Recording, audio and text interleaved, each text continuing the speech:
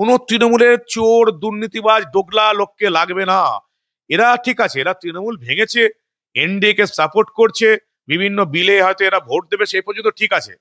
কিন্তু এদের কাউকে বিজেপির ফ্রন্ট ফুটে আনা উচিত নয়। এদের কাউকে ডেকে এনে আবার লোকসভা ভোটের টিকিট দেওয়া উচিত নয়। আমাদের বিজেপির যারা কর্মী সমর্থক আছেন তাদের মধ্যে আমি অন্তত এটুকু বলতেই পারি, 99% মানুষ চান না যে তৃণমূলের এই সমস্ত চোর দুর্নীতিবাজ 4 তারিখের আগে অবধি মোদী অমিত শাহকে গালাগাল করা, শুভেন্দু অধিকারীকে গালাগাল করা এই লোকগুলো বিজেপিতে ঢুকুক। আমাদের বিজেপির 99% মানুষ সেটা চান না। কাকলি ঘোষ দস্তিদার বুঝে গেছেন এখন বিজেপির রাজত্ব চলবে আমাদের রাজ্যে। ওনারা কেউ আর লোকসভা ভোটে জিততে পারবেন না। ফলে যদি একবার টুক করে বিজেপিতে ঢুকে গিয়ে আবার পরে লোকসভা ভোটের টিকিট পাওয়া যায়, এই জন্য এই সবাই চেষ্টা করছেন। সবাই এখন বিজেপিতে ঢোকার চেষ্টা করছেন, দল বদলের চেষ্টা করছেন। এরা প্রত্যেকে 4 তারিখের আগে অব্দি বিজেপিকে, মোদীকে এবং অমিত শাহকে গালাগাল করে গেছে। 4 তারিখে যদি তৃণমূল জিততো, এরাই এখন ভাঙড়া নাচতেন। এত কিছু তো হতো না। এই 4 তারিখে তৃণমূল জিততো। তৃণমূল হেরে গেছে, এখন বিজেপি যুগ শুরু হয়েছে, ডাবল ইঞ্জিনের সরকার চলছে।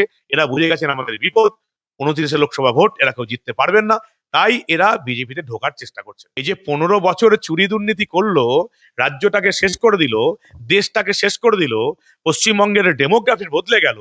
এই যে রোহিঙ্গারা ঢুকলো, বাংলাদেশি মুসলিমরা ঢুকলো, মমতা অভিষেক এত বড় চুরি দুর্নীতি করে গেল, কাকলি ঘোষ দস্তিদার এতদিন কোথায় ছিলেন? এরা সব হচ্ছে লোভী মানুষ। যে কটা এখন তৃণমূল থেকে বেরিয়ে যাচ্ছে, এই যে সাংসদ বিধায়ক, সব কটা লোভী মানুষ। সব কটা লোভের জন্য, গদির জন্য, নিজের গদি বজায় রাখার জন্য এখন বিজেপির প্রশংসা করছে। এদিকে বিজেপিতে ঢুকিয়ে যদি আবার লোকসভা ভোটের টিকিট দেওয়া হয়, তাহলে যে সমস্ত বিজেপির কর্মী সমর্থকরা শহীদ হয়েছেন তাদের প্রতি অবিচার করা হবে। মেমারি নতুন বাস স্ট্যান্ডে আমার চায়ের আড্ডা হলো, পুরো মানুষের সঙ্গে চায়ের আড্ডা হচ্ছে। গ্রামগঞ্জে এরপরে বিকালে যাব, মানুষের সঙ্গে মুড়ি খেতে খেতে আড্ডা হবে। জনপ্রতিনিধি মানে তাকে জনতার মাঝেই থাকতে হবে। আমি একটা কথা বলবো, যে মমতা বন্দ্যোপাধ্যায়, অভিষেক বন্দ্যোপাধ্যায়রা সবসময় বলতেন, অভিষেক বন্দ্যোপাধ্যায় কিন্তু একটা কথা বলেছেন, আপনি নিজে অনেক প্রতিবেদন করেছেন এটার উপরে, যে আমি ফাঁসির দড়িতে ঝুলে যাব। মানে তারপরে যখন সিটি দপ্তর থেকে বেরোলেন, বডি ল্যাঙ্গুয়েজটা কি?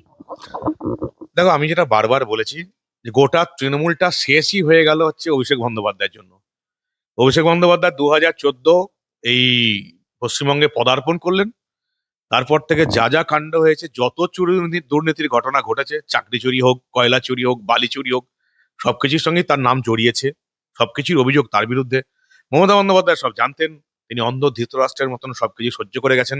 ফলে তার নিজের ভাইপোর বিরুদ্ধে যে অন্ধবিশ্বাস ছিল, অন্ধ ধৃতরাষ্ট্রের মতন কাজ করে গেছেন, সেটা ছড়িয়ে পড়লো গোটা পশ্চিমবঙ্গে, গোটা তৃণমূলের মধ্যে। এবং এই অভিষেক বন্দ্যোপাধ্যায়ের দুর্নীতি, তার জন্য গোটা তৃণমূল দলটা এইরকম একেবারে শূন্য হয়ে গেল, ভ্যানিশ। একটা ভোটে হারার পর যে ভ্যানিশ হয়ে গেল গোটা তৃণমূল দলটা, তার পেছনে শুধুমাত্র অভিষেক বন্দ্যোপাধ্যায় এবং তার অন্ধভাবে যে তিনি বিশ্বাস করেছেন সেই মমতা বন্দ্যোপাধ্যায়ের দায়ী। ফলে এ তো কেঁচে ঘুরতে কেউটে প্রত্যেকটা জায়গাতে। যেমন এই মেমারি বিধানসভার ক্ষেত্রেও যদি বলতে চাই, পুরসভা পঞ্চায়েতগুলোতে এত চুরি দুর্নীতি করা গেছে, মানে এমন কোনো কাজ খুঁজে পাওয়া যাবে না যেটা সৎভাবে হয়েছে। প্রত্যেকটাতে চুরি দুর্নীতি। রাস্তা হয়েছে, যেখানে হয়তো 8 ইঞ্চি রাস্তা করা উচিত, সেখানে হয়েছে 3 ইঞ্চি 4 ইঞ্চি রাস্তা। রাস্তা ভেঙে চলে গেছে। পরবর্তীকালে জানা গেল ঠিকাদারদের কাছে এত কমিশন খেত নেতারা, যে ঠিকাদারদেরও কিছু করার ছিল না আলটিমেটলি। তো 8 ইঞ্চি রাস্তা 3 ইঞ্চি হয়েছে। জলের পাইপের ক্ষেত্রে ঘোটালা হয়েছে। কোথাও কোনো মার্কেটিং কমপ্লেক্স সমস্ত তৃণমূল নেতারা পেয়ে গেছে। মানে এত চুরি করেছে, এত চুরি করেছে যে এই দলটা শুধু চুরি করার জন্যই নেমেছিল। একটা ডাকাতের দল। এটাকে রাজনৈতিক দল বলাটা হচ্ছে কি বলবো, মানে অন্যায় হবে রাজনৈতিক দল বলাটা। এটা হচ্ছে একটা চোরেদের, কয়েকটা চোরেদের সমষ্টি, কয়েকটা ডাকাতের সমষ্টি। আমাদের বাংলার মানুষের ভুল ছিল, বা কিছু পরবর্তীকালে আমরা দেখেছি ফেক ভোটার ছিল। ফলে বাংলার মানুষের ভুল, যে এই আমরা ভুল করে এই দলটাকে 15 বছর এই রাজ্যের ক্ষমতায় রেখে বাংলাটাকে, পশ্চিমবঙ্গকে শেষ করতে দিয়েছি। এটা শুধুমাত্র চোরের দল, কোনো রাজনৈতিক দল নয়। আমি আপনার অফিসে এসেছি মোটামুটি ঘন্টা খানেক হলো। আমি এর মধ্যে কিন্তু দেখলাম অনেক লোক এলো এখানে এমএলএ এর দফতরে, বিধায়কের কাছে তাদের বিভিন্ন সমস্যা নিয়ে। একটা কথা কিন্তু খুব প্রকটভাবে তাদের অনেকেই বললেন আমাকে নিচ থেকে উপরে ওঠার সময়, যে এই বিধায়ককে তো আমরা পাচ্ছি, আমরা এর আগে তৃণমূল অফিসে আমরা কথা বলতে পারতাম না, বিধায়কদের কাছে যেতে পারতাম না। আমি বলবো, মানবদা, আপনি প্রথম থেকে বলেছেন জনপ্রতিনিধি, ভূমিপুত্র আপনিও, আপনার আগে যিনি তৃণমূলের শাসন করে গিয়েছিলেন তিনিও তো নিজেকে ভূমিপুত্র বলে দাবি করতেন। মানে মানে পুরো কি কালচারটা, যে আপনাদের রাজনৈতিক ধর্মটা, সেটা কি পরিবর্তন করে দেওয়া হয়েছে? দেখো, অন্যদের ক্ষেত্রে কি আমি জানি না, অন্তত আমাদের মেমারি বিধানসভার ক্ষেত্রে আগামী 5 বছর ঠিক মানুষের সঙ্গেই চলবো। তৃণমূলের ক্ষেত্রে কি হয়েছে সেই নিয়ে আমি আলোচনা করতেও চাই না, কারণ আমি ওই তৃণমূল যেটা করে গেল 34 বছরের বাম শাসনকাল, আমি ওই গর্তের মধ্যে আবদ্ধ থাকতে চাই না যে ওখানে 34 বছর কি হয়েছে, এখানে 15 বছর কি হয়েছে। আমার হচ্ছে একটাই কাজ, যে আমি কি করছি। আর এখানে সত্যি বিধায়কের কাছে সবাই আসতে পারছেন। আমি 3 দিন জনতার সঙ্গে এখানে বসে দেখা করছি, সোম বুধ শুক্র, রীতিমতো সকালে 10টা থেকে 12টা, বিকালে একদম 4টে থেকে 8টা। এর পরেও আমি বাইরে যাচ্ছি। গতকাল যেমন এই মেমারি নতুন বাস স্ট্যান্ডে আমার চায়ের আড্ডা হলো, পুরো মানুষের সঙ্গে চায়ের আড্ডা হচ্ছে।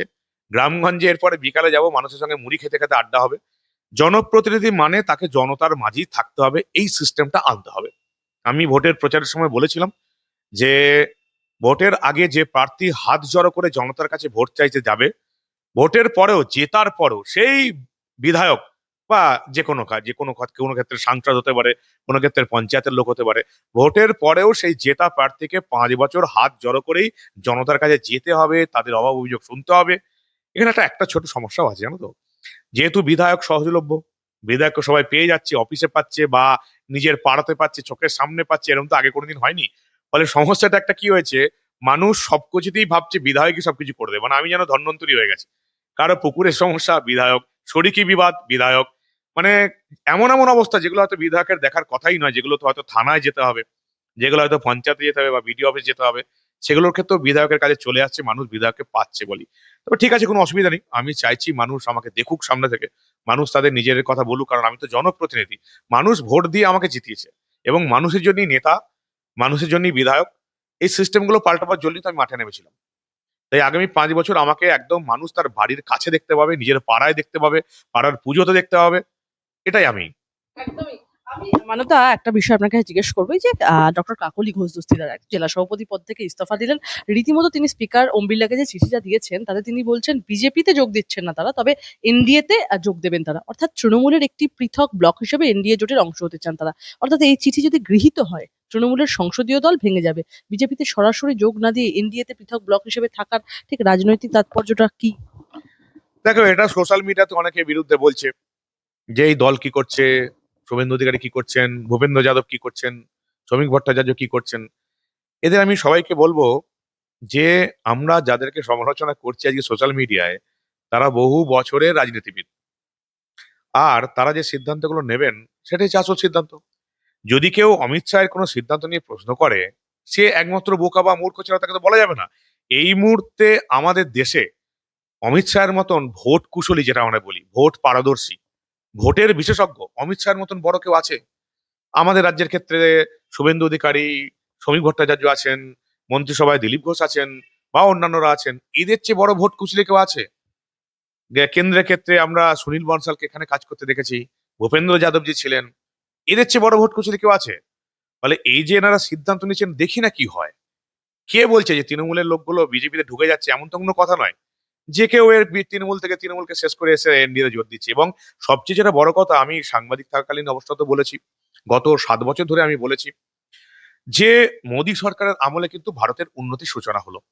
2014 থেকে এই উন্নতির সূচনা হলো। এবং আরো পরিষ্কার করে যদি বলতে চাই, তাহলে 2019-এর পর থেকে কিন্তু গোটা ভারতবর্ষ ছুটতে শুরু করেছে। মোদী সরকারের সেকেন্ড টার্ম থেকে এই সমস্ত ভাবে দেশ ছুটছে। দেশ অর্থনৈতিকভাবে ছুটছে, যে দেশ রাজনৈতিকগতভাবে ছুটছে, এবং দেশ অন্যান্য অনেকভাবে ছুটতে শুরু করেছে। এখন দেশ একটা, আমাদের দেশ স্বয়ং স্বয়ং সম্পূর্ণ হয়ে উঠেছে। আর্মসের ক্ষেত্রে দেখছো, আগে আমরা অস্ত্র লোকের কাছ থেকে কিনতাম, এখন সব অস্ত্র এখানে তৈরি করার পর আমরা বিশ্বের বিভিন্ন দেশে অস্ত্র সাপ্লাই করছি। অবিশ্বাস্য ব্যাপার। অর্থনীতিতে আর কয়েকটা বছরের পর দেখা যাবে চীন আর আমেরিকার পর ভারতই 3 নম্বরে থাকবে।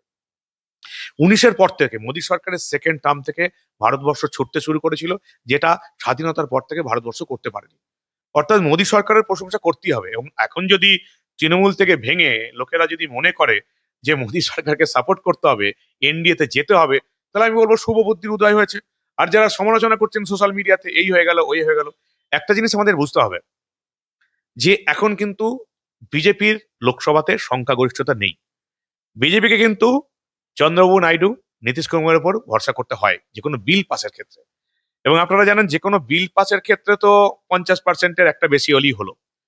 কিন্তু যে কোনো সংবিধান সংশোধন বা যে কোনো রেজুলেশন বা যে কোনো অন্য কিছু পাস সংবিধান যেটা, সেখানে করতে গেলে কিন্তু বেশিরভাগ ক্ষেত্রেই 2/3 সমর্থন দরকার। মানুষকে এটা বুঝতে হবে, শুধু সমালোচনা করলেই হবে না। যেখানে 2/3 সংখ্যা দরকার, সেখানে যদি এনডিএ জোটে শরিক বাড়ে, অসুবিধা কোথায়? কেউ তো বলেননি, ভূপেন্দ্র যাদবজিও বলেননি, মাননীয় শুভেন্দু অধিকারীও বলেননি, রাজ্য সভাপতি মাননীয় শ্রমিক ভট্টাচার্যও বলেননি, কেউ তো বলেনি তারা বিজেপিতে ঢুকবে। এমন তো নয় কাকলি ঘোষরা রাতারাতি বিজেপিতে হয়ে গেল, এমন তো নয়। তারা ওখানে একটা আলাদা ব্লক করে তৃণমূল থেকে বেরিয়ে এসে, এই চোর দুর্নীতিবাজ থেকে বেরিয়ে এসে তারা একটা এনডি কে সাপোর্ট করছে। এর মানে এ নয় এরা রাতারাতি বিজেপি হয়ে গেল। মানুষকে বুঝতে হবে, শুধু সমালোচনা করলেই হবে না। আরে দেখুন না কি হয়। ও, থেকে গুরুত্বপূর্ণ খবর এক্ষুনি আমার কাছে খবরটা এলো ক্যামাক স্ট্রিটে পৌঁছলো সিআইডি। খুব ভালো কথা। আমি তো জানি এই সবকিছুর মাথায় হচ্ছে মমতা বন্দ্যোপাধ্যায় এবং অভিষেক বন্দ্যোপাধ্যায়।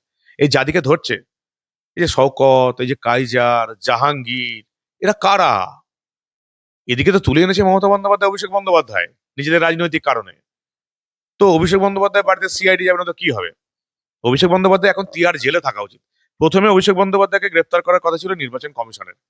এত হুমকি দিয়েছে, এত উস্কানি দিয়েছে, অভিষেক বন্দ্যোপাধ্যায় এখন জেলে থাকার কথা ছিল, এবং মমতা বন্দ্যোপাধ্যায় জেলে থাকার কথা ছিল এসব কাজকর্ম করার জন্য। তবে আমি একটু আলাদা কথা বলবো, অভিষেক বন্দ্যোপাধ্যায় কিন্তু আমার জীবনে আশীর্বাদ। কারণ অভিষেক বন্দ্যোপাধ্যায় মানব গুহকে যতবার কাটি করার চেষ্টা করেছে, মানব গুহর ততবার লাভ হয়েছে। এই যে অভিষেক বন্দ্যোপাধ্যায় বদমাইশি করে কাটি করে আমাকে জেলে পাঠালো, মানব গুহ বিখ্যাত হয়ে গেল। এই যে অভিষেক বন্দ্যোপাধ্যায় মেমারি বাস স্ট্যান্ডে এসে বিধানসভার সময় আমাকে এত গালাগাল করে গেল, একের পর এক মিথ্যা কথা বলে গেল, আমি ভোটে জিতে গেলাম। অভিষেক বন্দ্যোপাধ্যায় যতবার আমাকে বাঁশ দেবার চেষ্টা করেছে, ততবার আমার উপকার হয়েছে। ফলে এই বাসগুলো যে আবার ঘুরে অভিষেক বন্দ্যোপাধ্যায়ের পিছনে যাবে, এটার বলার অপেক্ষা রাখে না। অভিষেক বন্দ্যোপাধ্যায় এতদিনে জেলে থাকার কথা ছিল দুর্নীতি কাণ্ডে এবং উস্কানি কাণ্ডে। কেন এতদিন অভিষেক বন্দ্যোপাধ্যায় জেলে নেই, সেটাই হচ্ছে সবচেয়ে বড় প্রশ্ন। সিআইডি ঢুকে গেল এই মুহূর্তে এবং রীতিমতো সার্চ চলছে। কি হতে পারে আগামী পিসি ভাইপোর দুজনেরই জেলে যাওয়া উচিত, দুজনেরই জেলে যাওয়া উচিত। একের পর এক দুর্নীতি করেছে পিসি ভাইপো, একের পর এক বিজেপির নেতাকর্মীদের বিভিন্ন কেসে ফাঁসিয়েছে। কেউ গাঁজা কেসে ফাঁসিয়েছে কোনো নেতাকে, কাউকে আর্মস কেসে ফাঁসিয়েছে, কাউকে শ্লীলতাহানির কেসে ফাঁসিয়েছে। অনুব্রত মণ্ডল থেকে শুরু করে অভিষেক বন্দ্যোপাধ্যায়, কেউ বাদ নেই। তাই পিসি ভাইপোর জেলে যাওয়াই উচিত। আমি তো অপেক্ষা করে বসে আছি কবে পিসি ভাইপো জেলে যাবে এবং আমি এই মেমারিবাসীকে মিষ্টিমুখ করাবো। মমতা, আপনি একজন সাংবাদিক থেকে বিধায়ক হয়েছেন। আদর্শ আপনার কাছে সবসময় বড়, সেই জায়গাটা আপনি বলেছেন। কিন্তু যাদের বিরুদ্ধে মেমারিতে মাটিতে লড়াই করে বিজেপি আজ এই জায়গায় এলো, সেই তৃণমূল নেতারা যদি আজ এনডিএ তে আপনাদের পাশে বসে, সাধারণ কর্মীদের কি জবাব দিবেন? দেখুন, এনডিএ তে যোগ দিয়েছে, বিজেপিতে যোগ দেয়নি। যে কোনো ব্লক এনডিএ কে সাপোর্ট করতেই পারে। প্রধানমন্ত্রী মোদীর কাজ দেখে যে কেউ সাপোর্ট করতে পারে। যদিও আমি মনে করি না যে তৃণমূলের এই সমস্ত নেতাদের আদৌ কোনো চৈতন্য হবে, তবু ধরে নিচ্ছি এদের চৈতন্য হয়েছে, সাপোর্ট করেছে। কিন্তু তার মানে এই নয় যে এরা বিজেপিতে ঢুকে গেল বা পরের লোকসভায় যে এরাই টিকিট পাবে, এমন তো নয়। আমার মেমারি বিধানসভার ক্ষেত্রে যে সমস্ত মার্কা মারা তৃণমূলের নেতা আছেন, যাদের বিরুদ্ধে চুরি দুর্নীতি আছে এবং যাদেরকে মানুষ পছন্দ করে না, তাদেরকে আমি নিজে ঢোকাবো না, এবং কেউ ঢোকাতে চাইলে আমি বাধা দেবো, আপনি নিজে ঢাল হয়ে যাবেন। নিজে বাধা দেবো। একদমই। আমি বলবো এই যে এই ধরনের রাজনৈতিক পুনর্বিন্যাস থেকে সবচেয়ে বেশি লাভবান কি হতে পারেন? বিজেপি, তৃণমূলের বিদ্রোহী গোষ্ঠী নাকি বিরোধী জোট? তৃণমূল তো কোনো ভেঙেই গেল, তৃণমূলের কোনো অস্তিত্ব থাকবে না। মমতা বন্দ্যোপাধ্যায় অভিষেক বন্দ্যোপাধ্যায়কে ওই মমতা বন্দ্যোপাধ্যায়কে কালীঘাটের বাড়িতেই বসে থাকতে হবে, আর অভিষেক বন্দ্যোপাধ্যায়কে দুবাই পালাতে হবে যদি না অ্যারেস্ট হয়ে যায়। আমি তো আশা করছি আগামী দুদিনের মধ্যে অভিষেক বন্দ্যোপাধ্যায়কে অ্যারেস্ট করে জেলে পড়া উচিত। যেভাবে মমতা বন্দ্যোপাধ্যায় দলের লোকবল, দলের লোকজন, মমতা বন্দ্যোপাধ্যায় নিজে এবং অভিষেক বন্দ্যোপাধ্যায় একের পর এক সাধারণ মানুষকে বিনা কারণে জেলে পাঠিয়েছেন, প্রশ্ন করার জন্য জেল খেটেছে, সাংবাদিক হিসেবে খবর করার জন্য জেল খেটেছি, যেভাবে তারা একের পর এক লোককে বিনা কারণে জেল খাটিয়েছে, তাতে মমতা অভিষেকের জেলে থাকাই উচিত। ওদের দুজনকার আগামী জীবনটা জেলে পৌঁছতে হবে ওদের দুজনকে। মমতা বন্দ্যোপাধ্যায় এবং অভিষেক বন্দ্যোপাধ্যায়কে জেলে যেতে হবে। বাংলার অধিকাংশ মানুষ এই পিসি ভাইপোকে হাত ধরাধরি করে জেলেই দেখতে চায়। আমি তো এখানে মেমারি বাজাকে মিষ্টি খাওয়ানোর জন্য তৈরি আছি, যবে এই পিসি ভাইপো জেলে ঢুকবে। একদম গণহারে মিষ্টি বিতরণ হবে।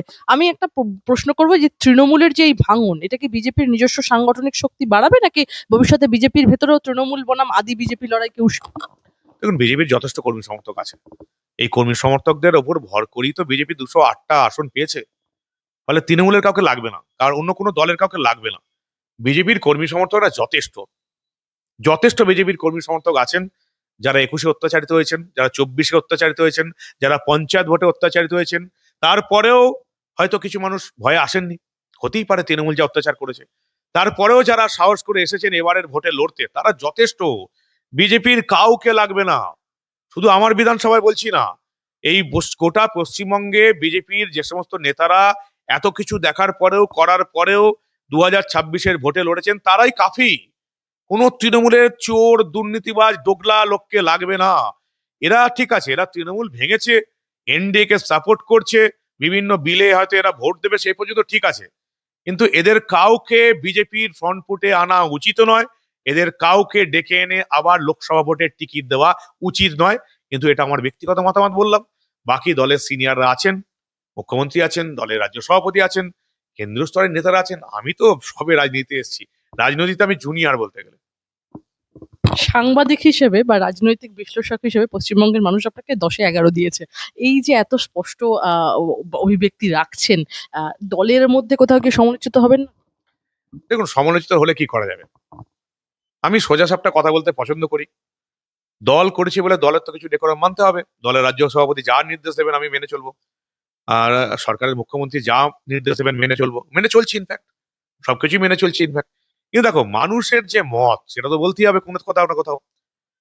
আমাদের বিজেপির যারা কর্মী সমর্থক আছেন, তাদের মধ্যে আমি অন্তত এটুকু বলতেই পারি, 99% মানুষ চান না যে তৃণমূলের এই সমস্ত চোর, দুর্নীতিবাজ, 4 তারিখের আগে অবধি মোদী, অমিত শাহকে গালাগাল করা, শুভেন্দু অধিকারীকে গালাগাল করা, এই লোকগুলো বিজেপিতে ঢুকুক।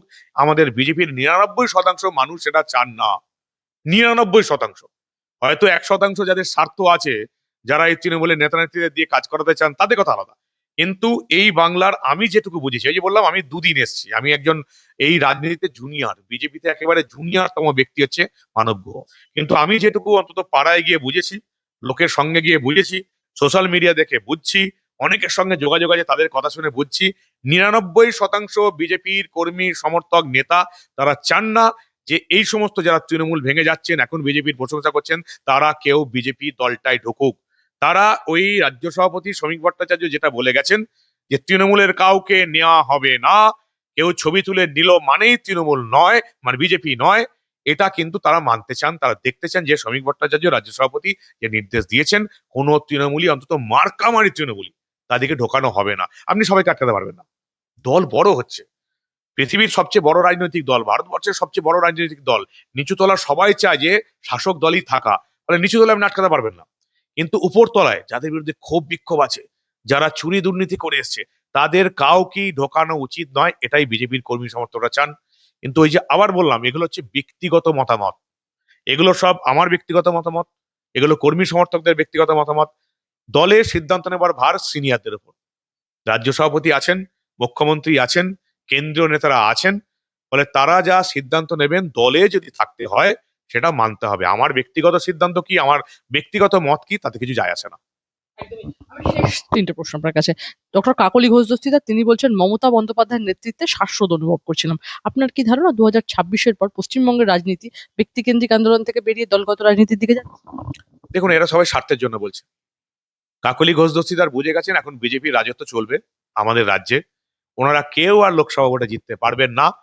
ফলে যদি একবার টুক করে বিজেপিতে ঢুকে গিয়ে আবার পরের লোকসভা ভোটে টিকিট পাওয়া যায়, এই জন্য এই সবাই চেষ্টা করছেন। সবাই এখন বিজেপিতে ঢোকার চেষ্টা করছেন, দল বদলের চেষ্টা করছেন। এরা প্রত্যেকে 4 তারিখের আগে অব্দি বিজেপিকে, মোদীকে এবং অমিত শাহকে গালাগাল করে গেছে। 4 তারিখে যদি তৃণমূল জিততো, এরাই এখন ভাঙড়া নাচতেন। এত কিছু তো হতো না। এই 4 তারিখে তৃণমূল জিততো। তৃণমূল হেরে গেছে, এখন বিজেপি যুগ শুরু হয়েছে, ডাবল ইঞ্জিনের সরকার চলছে। এরা বুঝে গেছেন আমাদের বিপদ, 29-এ লোকসভা ভোট এরা কেউ জিততে পারবেন না, তাই এরা বিজেপিতে ঢোকার চেষ্টা করছে। এতদিন মমতা বিরুদ্ধে বলেনি কেন? এই যে 15 বছর চুরি দুর্নীতি করলো, রাজ্যটাকে শেষ করে দিল, দেশটাকে শেষ করে দিল, পশ্চিমবঙ্গের ডেমোগ্রাফি বদলে গেল, এই যে রোহিঙ্গারা ঢুকলো, বাংলাদেশি মুসলিমরা ঢুকলো, মমতা অভিষেক এত বড় চুরি দুর্নীতি করে গেল, কাকলী ঘোষ দস্তিদার এতদিন কোথায় ছিলেন? একটা শব্দও তো বলেননি। এরা সব হচ্ছে লোভী মানুষ। যে কটা এখন তৃণমূল থেকে বেরিয়ে যাচ্ছে, এই যে সাংসদ, বিধায়ক, সব কটা লোভী মানুষ। সব কটা লোভের জন্য, গদির জন্য, নিজের গদি বজায় রাখার জন্য এখন বিজেপির প্রশংসা করছে। এরা এনডিএ জোটকে সমর্থন করছে ঠিকই আছে, কোনো ব্যাপার নয়, লোকসভাতে একটা একটা নির্দিষ্ট ব্লক একটা এনডিএ জোটকে সাপোর্ট করছে, সাপোর্ট তো করতেই হবে। প্রধানমন্ত্রী মোদী এত কাজ করেছেন তার, তিনি এখন ভারতবর্ষের দীর্ঘতম দিন ধরে থাকা ভারতবর্ষের প্রধানমন্ত্রী হতে চলেছেন, জওহরলাল নেহরুর রেকর্ড ভেঙে। আপনারা জানেন আগামীকাল আমাদের সেরকম নিয়ে গোটা রাজ্য জুড়ে উৎসব আছে। তাহলে ফলে সবাই এখন মোদীজিকে সাপোর্ট করবেন, স্বাভাবিক ব্যাপার। ফলে তারা এনডিএ ব্লকে থাকুন, কোনো অসুবিধা নেই। কিন্তু আবার আমি হাত জোর করে সব নেতৃত্বকে বলবো, এই সমস্ত তৃণমূলের নেতা নেত্রীদের, করাপ্ট নেতা নেত্রীদের, চোর দুর্নীতিবাজ নেতা নেত্রীদের 4 তারিখের আগে অবধি জিতলে তারা এত কিছু কথা বলতেন না, যাদেরকে মানুষ পছন্দ করে না, যাদেরকে বিজেপির কর্মী সমর্থকরা একেবারেই পছন্দ করেন না, এনডিএ ব্লককে সমর্থন যে কেউ বাইরে থেকে করতেই পারে, তাতে কিছু যায় আসে না। কিন্তু এদিকে আশা করব এরা অন্তত সামনের সারির বিজেপিতে ঢুকবে না। এদিকে বিজেপিতে ঢুকিয়ে যদি আবার লোকসভা ভোটের টিকিট দেওয়া হয়, তাহলে যে সমস্ত বিজেপির কর্মী সমর্থকরা শহীদ হয়েছেন তাদের প্রতি অবিচার করা হবে। যে সমস্ত কর্মী সমর্থকরা এই 26-এর ভোটে আন্দোলন করছেন তাদের প্রতি অবিচার করা হবে। ফলে আমি হাত জোড় করে সবাইকে বলবো, আমার ব্যক্তিগত মতামত, যে এদের কাউকে বিজেপিতে ঢোকাবেন না। বিজেপিতে অনেক লোক আছে, তারা হয়তো অনভিজ্ঞ হতে পারে, কারণ তারা এতদিন সাংসদ ছিল না, বিধায়ক ছিল না, শিখে নেবে তারা, কোনো অসুবিধা নেই। কিন্তু এই চোর দুর্নীতিবাজ করাপ্ট লোকগুলোকে যেন ঢোকানো না হয়, কোনো রকমই এদিকে যেন বিজেপিতে না নেওয়া হয়, এই অনুরোধ আমার কেন্দ্রীয় নেতৃত্বের কাছেও থাকবে, রাজ্য নেতৃত্বের কাছেও থাকবে। এনডিএ কে যে কেউ সাপোর্ট করতে পারে। মোদিজি এত কাজ করেছেন, তাকে তো সাপোর্ট করাই দরকার। এত কাজ তো কোনো সরকার আগে করতে পারেনি, কংগ্রেসও করতে পারেনি, কেউ করতে পারেনি। মোদিজি কাজ করেছেন, ফলে এনডিএ ব্লকে থাকতেই পারেন, কিন্তু এদিকে ডাইরেক্ট বিজেপিতে ঢোকানো একদম উচিত হবে না। তৃণমূল থেকে একটা ভিডিও শেয়ার করা হচ্ছে, এই যে যাদের অনুপ্রবেশকারী আপনারা চিরকাল বলেছিলেন তাদেরকে রিপোর্ট করার ব্যাপারে, তারা যখন বাংলাদেশে ফিরে গেছে সেখানের ভিডিও এনে দেখানো হচ্ছে। কি মর্মান্তিক! আপনারা বড্ড কূটনৈতিক সরকার চালাচ্ছেন, কি বলবেন? দেখুন, বাংলাদেশটা একটা বিদেশি রাষ্ট্রের কথা। আমাদের এখান থেকে প্রধানমন্ত্রী বা বিদেশ দপ্তরের যারা আছেন, বিদেশ মন্ত্রী যারা আছেন, বারবার কিন্তু যে হিন্দুদের উপর অত্যাচার হচ্ছে বারবার তারা বলেছেন। অনেকে ভাবছেন কি, এই যে মুক্তিযুদ্ধের সময় যেমন ইন্দিরা গান্ধী সেনাবাহিনী পাঠিয়ে দিয়েছিলেন, তেমন ভাবে বাংলাদেশ থেকে দখল করে আবার নাকি ভেঙে দেওয়া হবে, অনেকে ভাবছেন, সোশ্যাল মিডিয়ায় যারা পাণ্ডিত্য দাখিল করেন। এখন জিনিসটা কিন্তু সেরকম নেই। ওই 1971 সময় মুজিবুর রহমান যে সাহায্য প্রার্থনা করেছিলেন, ইন্দিরা গান্ধী সেনা পাঠিয়ে দেবেন, সেই সিস্টেম কিন্তু এখন নেই। এখন এরকম ভাবে করা যাবে না। এরকম সোশ্যাল মিডিয়ায় যারা পাণ্ডিত্য ফলাচ্ছেন তারাও বোকার মতো পাণ্ডিত্য ফলাচ্ছেন। আমাদের দেশের তরফ থেকে তো প্রধানমন্ত্রী বলেছেন, বিদেশ মন্ত্রী বলেছেন, হিন্দুদের যে সমস্ত সংগঠন আছে তারা বারবার বলছে, চেষ্টা করা হচ্ছে ভারতের তরফ থেকে, আন্তর্জাতিক দুনিয়াতে কথা তোলা হচ্ছে, উঠছে কথা। আমাদের সরকার লেগে আছে, কিন্তু হিন্দুদের উপর যাতে অত্যাচার না হয় তার জন্য আমাদের সরকার লেগে আছে। একদমই। আমার দুটো প্রশ্ন আপনার কাছে। বিধায়কদের সইজাল কাণ্ডে একাধিকবার সিআইডি তলব করেছে তাকে, কিন্তু তৃণমূলের সর্বভারতীয় সাধারণ সম্পাদক অভিষেক বন্দ্যোপাধ্যায় হাজিরায় দিয়েছেন। কখনো জানিয়েছেন তিনি অসুস্থ, কখনো জানিয়েছেন দলের কাজে তিনি দিল্লিতে। সিআইডির তলব এড়ানো নিয়ে কি বলবেন? তিনি নাকি বাঘের বাচ্চা, আজকেও যদি তিনি না যান কি হতে চলেছে? সর্বভারতীয় না, 1 নম্বর তো আঞ্চলিক দল ছিল। আমি তো বারবার যেটা বলতাম, আঞ্চলিক দলের সর্বভারতীয় সাধারণ সম্পাদক, এখন তো দলটাই নেই। মানে এখন যদি অভিষেক বন্দ্যোপাধ্যায় ডেজিগনেশন দিতে হয় তাহলে বলতে হবে কি, নেই দলের সর্বভারতীয় সাধারণ সম্পাদক, দলটাই নেই, তাকে তো বার করে দিয়েছে। কি করে সর্বভারতীয় সাধারণ সম্পাদক হবে? আর সবচেয়ে বড় কথা, সই জাল কেন? সবই তো জালিগিরি করেছে। এই যে WBCS এর পরীক্ষা জালিগিরি হয়েছে, কার আমলে হয়েছে, কার হাত ধরে হয়েছে, সবাই জানে। এই যে এতগুলো ফেক ভিডিও ঘুরে বেড়াচ্ছে, যাদের তো ভিডিও হওয়ার অকাত নেই, এরা ঘুরে বেড়াচ্ছে, কাকে টাকা দিয়ে ভিডিও হয়েছে সবাই জানে। এই চোর দুর্নীতিবাজের সরকারটা সই জাল করবে না তো কি জাল করবে? জালিগিরি সরকার চলেছে, পিসি ভাইপোর জাল সরকার চলেছে, সবেতেই জাল। উনি গ্রেফতার হবেন, অভিষেক বন্দ্যোপাধ্যায় অ্যারেস্ট হবেন, ওকে জেলেই থাকতে হবে। যে অন্যায় কাজটা করে এসছে, যে দুর্নীতিটা করে এসছে, অভিষেক বন্দ্যোপাধ্যায়কে জেলে পৌঁছেই মরতে হবে। আমার শেষ একটা প্রশ্ন আপনার কাছে। আদালতে নিয়ে যাওয়ার পথে সব্যসাচী দত্ত, তাকে লক্ষ্য করে ছোড়া হলো ডিম, জুটলো গোবরও। তোলাবাজির অভিযোগে গ্রেফতার হন সোমবার রাতে সব্যসাচী দত্ত। একদম বিধাননগরের দুর্দণ্ড প্রতাপ ভূমিকায় তাকে দেখেছিলাম এসএসসির নিয়োগ দুর্নীতিকাণ্ডের সময়। আমাদেরকে রীতিমতো বলছিলেন 30 সেকেন্ডে তিনি জ্যামটা ক্লিয়ার করে দেবেন। দেখুন, বারবার নিজের স্বার্থের জন্য ছোটাছুটি করলে না এরকম বিপদেই পড়তে হয়। উনি তো বিজেপিতে আসার চান্স পেয়েছিলেন, বিজেপিতে গিয়েছিলেন, দল টিকিট দিয়েছিল, টিকিট দেওয়ার পরেও হেরে যাওয়ার পর টুক করে দিদিমণির দলে চলে গেলেন, ম্যানেজ করে নিলেন টাকা পয়সা দিয়ে ভাইপোকে। তার যা হাল হওয়ার কথা ছিল তাই হাল হয়েছে। বিজেপির মতন একটা পৃথিবীর সবচেয়ে বড় রাজনৈতিক দলে তার জায়গা হলো না, তাকে যোগ্য সম্মান দিয়ে তো বিজেপি নিয়ে গেছিল। যারা বিজেপিকে যোগ্য সম্মান দিতে পারে না তাদের এই হালই হওয়ার কথা। আর সল্টলেকে কি হচ্ছে বা ওই ওই রাজার নিউটাউনে কি হয়তো আপনারা জানেন, শুধু মানে সুজিত কেন, মানে শুধুমাত্র আমাদের ইনি কেন, বাকি সবাই জেলে যাবে, অনেকেই জেলে যাবে এখনো। সল্টলেক নিউটাউন রাজারহাটের লিস্ট এখন অনেক বড়। কৃষ্ণাদেবকে যে মেয়র পদ ছেড়ে দিলেন, তিনি বলছেন যে কাঁদতে কাঁদতে বললেন আর পারলাম না। আর তারপরেই দেখা গেল এক ব্যক্তি গঙ্গা জল দিয়ে একদম পুরসভাটা সাফ করছেন। সবাই এখন কান্নাকাটি করছেন, চোখের জল ফেলছেন। আগে কোথায় ছিলেন? একদিন তো বলেননি 4 তারিখে না হারলে তো এসব কথা বলতেন না। তখন তো মমতা অভিষেকের পায়ে চটি চটি চলতেন। যেই 4 তারিখে হেরে গেলেন, নিজেদের ভবিষ্যৎ অন্ধকার হয়ে গেল। এখন সবাই পাল্টি খাচ্ছে। এই পাল্টিবাজ দুর্নীতিবাজ গুলোকে একটাকেও বিজেপিতে ঢোকানো উচিত নয়। আমি অন্তত ব্যক্তিগতভাবে দল যা সিদ্ধান্ত নেবে সেটা তো মানতেই হবে। আমি বললাম, আমি তো একেবারে বিজেপিতে কি বলবো, জুনিয়র সদস্য, সবে দুদিন এসছি, আমার কিছু বলাটা উচিত নয়। কিন্তু আমি অন্তত মনে করি যে বিজেপির যে সমস্ত কর্মী সমর্থকরা এতদিন মার খেয়েছেন, তুমি জানো 350 জনের উপর কর্মী শহীদ হয়েছেন এই তৃণমূলীদের হাতে, যাদেরকে শুভেন্দু অধিকারী একটা করে চাকরি দিচ্ছেন এবং টাকা দিচ্ছেন। এই শহীদদের সম্মান যদি দিতে হয়, এত লাখ লাখ কোটি কোটি বিজেপি কর্মী সমর্থকদের সম্মান যদি দিতে হয়, তাহলে এই কোরাপ্ট দুর্নীতিবাজ 4 তারিখের পরে কান্নাকাটি করা তৃণমূলের নেতা নেত্রীগুলোকে একটাকেও দলে নেওয়া উচিত নয়। একটাকেও দলে নেওয়া উচিত নয়। এই যারা এনডিএ ব্লকে ঢুকেছে, এনডিএ কে সমর্থন করছে, রাজধানীর ব্যাপার, দিল্লির ব্যাপার, সেটা আলাদা কথা। মোদিজি সরকারকে সবাই সাপোর্ট করবে, কিন্তু এই একটাকেও বিজেপিতে ঢোকানো উচিত নয়। তাহলে এই শহীদদের অপমান করা হবে। বিজেপি কর্মী সমর্থকরা যারা লড়ে এসছে, মার খেয়েছে, তারা পুলিশের জলকামানের বিরুদ্ধে লড়েছে, পুলিশের গুলি খেয়েছে, পুলিশের লাঠি খেয়েছে, এদের প্রত্যেককে অপমান করা হবে। এই চোর দুর্নীতিবাজ গুলোকে একটাকেও বিজেপি দলে ঢোকানো উচিত নয়, উচিত নয়, উচিত নয়।